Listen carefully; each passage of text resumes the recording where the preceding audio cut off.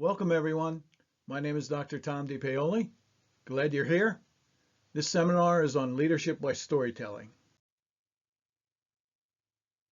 I really hope that you enjoy this seminar and embrace leading by storytelling. It's one of the best methods that I know. I highly recommend you buy a copy of the book and follow along in the seminar. Here's a little bit of background about me. I've had a lot of leadership training and been in many different types of organizations. This is a reproduction of a live seminar. You should be able to follow along, however. The exercises have been modified, reflections are encouraged, and take notes and participate whenever possible. Why should you listen to me? Give you some time about my background, over 1,000 hours of formal leadership training. I have experienced many leadership situations, and I've seen a lot of leadership mistakes. I wrote the book this way. I created the principles first, then tried to find stories that would fit the principles. To begin, why don't you reflect on these questions? This is sort of a measurement of your leadership skills. Have you had leadership training? Have you had any courses? Do you have a degree in leadership? Have you received any mentoring? I was very fortunate in my beginning university experience. I had a mentor who helped me with courses, syllabus, and lesson plans. Extremely helpful. And again, when a leader has a mentor helping them, they're much more effective. We've all experienced lousy or dark leaders. I even wrote a book on that, Boogeyman Leadership, very difficult to overcome.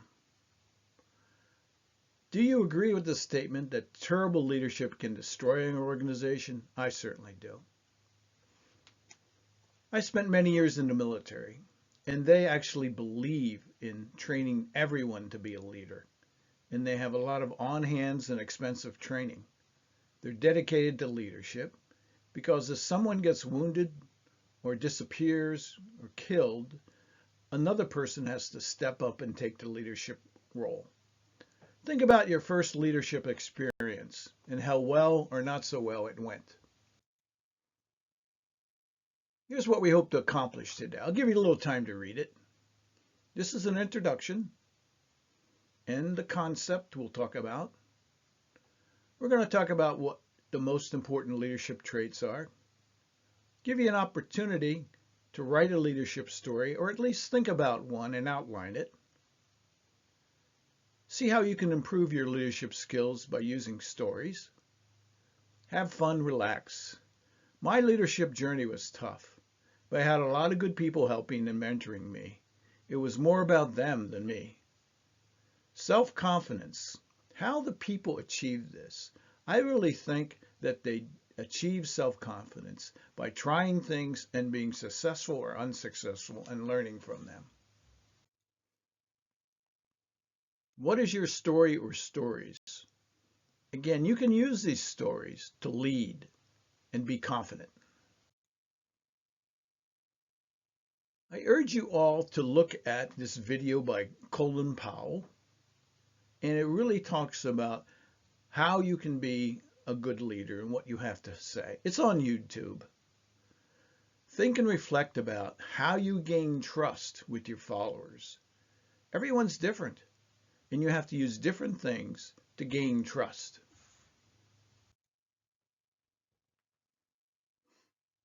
One of the key principles I found out is never lie to your followers or superiors. You'd be surprised how that builds up their faith in you and trust. In the book, there's a story about that. But again, integrity and honesty are one of the key traits a leader should have. Listen to your followers' problems. Help them when they get into a crisis. You will gain trust that way. I once had an employee who worked for me. Her mother got sick, and she had to take family leave. When she was gone, I tried to do all of her work. And It took a long time. I worked weekends, but when she came back, I think she was a little bit stunned that I had tried to do her work. She came into my office and cried, and I thought her mother had died. But what she said is, no one has done anything like this for me before. And now I also understood how she worked and what she had to do. So we put together a request to IT to make her job easier. After this, she was my most loyal and faithful employee and volunteered for all the tough assignments.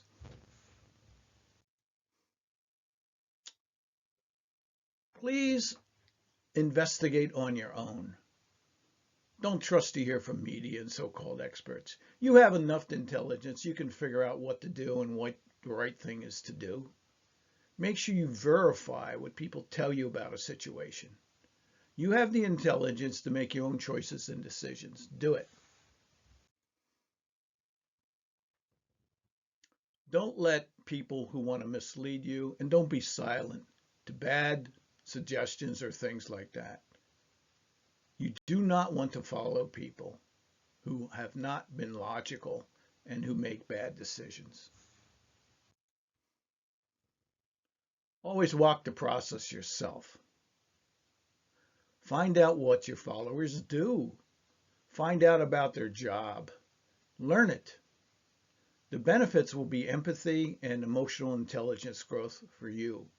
They will also really like the fact that you're interested in learning what they do. Some things you can't wait for permission. You just have to do it and ask for forgiveness if things go wrong. People admire an initiative. Have the guts to do something. Do not be wishy-washy and just go along with things. Take initiative and get things done. It's not a perfect world. There's plenty of opportunities out there. Go out there and try to fix them. Many organizations have failed to do this and they become dumb, fat, and happy. Always hire the best people. You don't need yes men or women. You need people who will help and dig in and solve problems. Don't have such a huge ego that you only want to hire people who are less capable than you. It's a little hard to do online here, but think of the top 5 traits or skills of a good or great leader. No need to name the leader. Create a list and then think what the top 5 are. In a classroom, usually we do this, we list them all and we take a vote, and whichever traits get the top votes is the top 5. Here's a traits list to look at. I'll let you look at it for a little while. I think integrity is always up there in communication. Which ones of these traits do you think is the most important? Reflect on it. Always try to get people to improve their skills. I have 7 professional certifications. You learn when you do that, and you make yourself better, and you're also more capable of dealing with surprises and upsets. Don't chase the latest management fads. There's plenty of them around. They don't really solve problems. They're sort of like popular things that people think are neat or cool. Avoid these flavors of the month. People know they're baloney.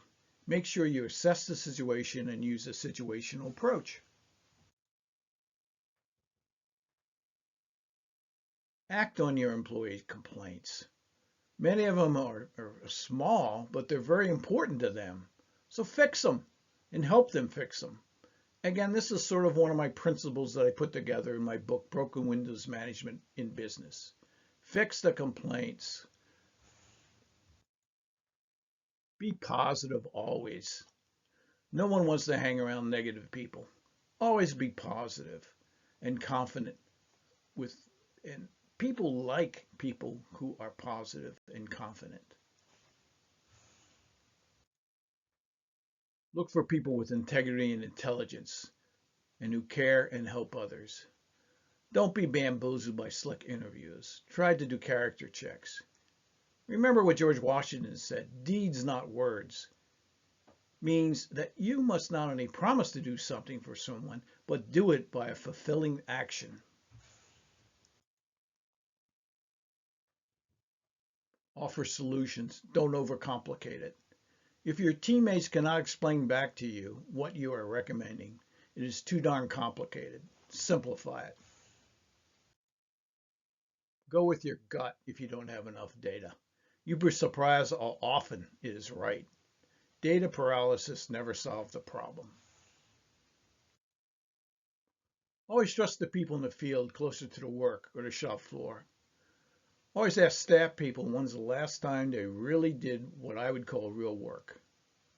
There's a story about Navy headquarters reports where they designed the report so difficult and onerous that people basically faked doing it. So I met with them and we jointly designed a report that was easier and more realistic. Have fun, play hard, work hard. There are many ways to do this. I urge you to think about them and make sure that your teammates and followers have fun. Make sure you accept the blame as it arises on this. Harry Truman was right. You're the CEO or temporary head of a product. The buck stops here. Make sure you understand this and do not blame others. Admit your darn mistakes. Do not cover them up. Leadership is the art of accomplishing the impossible. So no one has ever done it before. You can do it and you can be successful. Share your lessons. Don't let other people suffer and try to do things when they don't know the right way to do it. You want to prevent others from making them. Always admit your mistakes. Be humble but confident. Always give credit to other people, especially your followers and other teammates. They need to get credit too when you accomplish something. I have used storyboarding to help me tell better stories. It's not that hard to learn. It's used in the film industry. And again, if you want more practice telling your story, I urge you to storyboard it out first. Make sure you praise your people often when they do a good job. Let the people and yourself know when you're doing well. This is a fairly easy one. Treat people well, how you want to be treated. Make sure you use manners. Manners count and people appreciate it. Work hard and volunteer for tough assignments. People will admire you for doing that. I once had a Navy officer who told me he was going to give me in advance a bad performance review. I could have wallowed in my misery, but what I decided to do was take on 3 projects that had never been done in the history of the Navy Reserve before. You had to include them in the fit rep. And because of this, I was invited to a conference where I gave a presentation on them. It went very well. There was an admiral running the conference, and lo and behold, when I came up for promotion, the same admiral was on the promotion board. I'd like to think that my presentation helped. Always be pleasant and positive. Don't let people try to rile you up and lose your temper. In the book, there's a software company story on page 47 you might want to read. Now it's time to write or think about a brief leadership story. I know we're short for time, but at least try an outline. All of you must have one story that illustrates a leadership principle. You just have to make it better and make it more interesting. Please make it personal, not another leader or famous person. There are a lot of tasks we don't like to do in life, but do them with the very best skills that you have. Doing your best is contagious, so be at your best. Take an interest in people, not toys, technology, or hardware. People first will always build authenticity. I always tell the story about how I used to give my employees, when they looked tired, I used to give them breaks on the machines on the production line and tell them to go take a 10 or 15-minute break. When I did this, I was much appreciated. Take care of your people first. Always build on authenticity. When I was becoming a Navy officer, I asked my dad what he thought was the most important thing. And he said, take care of your men, take care of your men, take care of your men. I got it. That's the most important thing. Remember, do not have stereotypes about people. In the Navy, I often did humanitarian missions around the Ring of Fire in Westpac, and I'm most proud of them. Once again, leadership is the art of accomplishing the impossible. So what if no one had done it before? You can do it, and your team can do it. Here's another book I wrote on the dark side of leadership, about dark leaders, boogeyman leadership. It's also available on Amazon. Here's another picture about it. It talks about leaders who were just awful and toxic. Every one of you probably works for an organization with mission and vision statement. You can easily tell a leadership story about it. Remember, talk about deeds and what the organization did or you did, an action. My teaching philosophy, I often tell people, is no student left behind. If a student is trying, I will never give up on them.